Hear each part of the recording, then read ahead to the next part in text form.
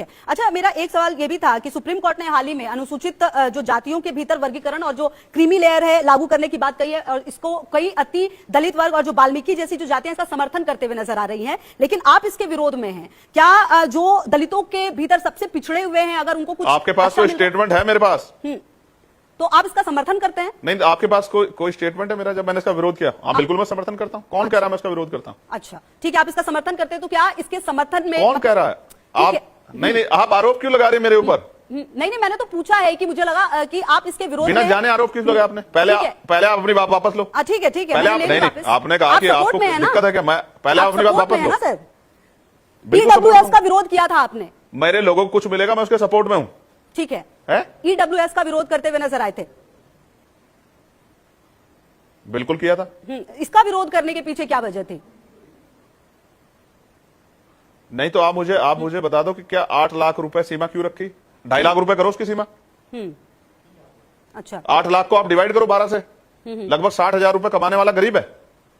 मैं कह रहा हूं आप दो जिनका अधिकार, मैंने अभी कहा कि मैंने पार्लियामेंट में आवाज उठाई कि मुझे ऐसा लगता है ईडब्ल्यूएस के जो सर्टिफिकेट हैं वो जो आर्थिक रूप से मजबूत लोग हैं वो बनवा लें, गरीब स्वर्णों को इसका लाभ नहीं मिल रहा है। आप मेरा स्टेटमेंट पढ़ लो, मेरा 377 मेरा नोटिस पढ़ लो। ठीक है, मैं कह रहा हूं उसकी सीमा घटाओ, इसके 2.5 लाख रुपए करो। 2.5 लाख रुपए जो स्वर्ण नहीं कमा रहा है उसके बच्चों को ईडब्ल्यूएस का लाभ मिले। मैं क्यों ना उठाऊं मैं आवाज? ठीक है। आप अच्छा, और सुनो जी, ईडब्ल्यूएस दिया गया, क्या इसका डेटा सरकार ने जुटाया? देने से पहले कोई गणना हुई?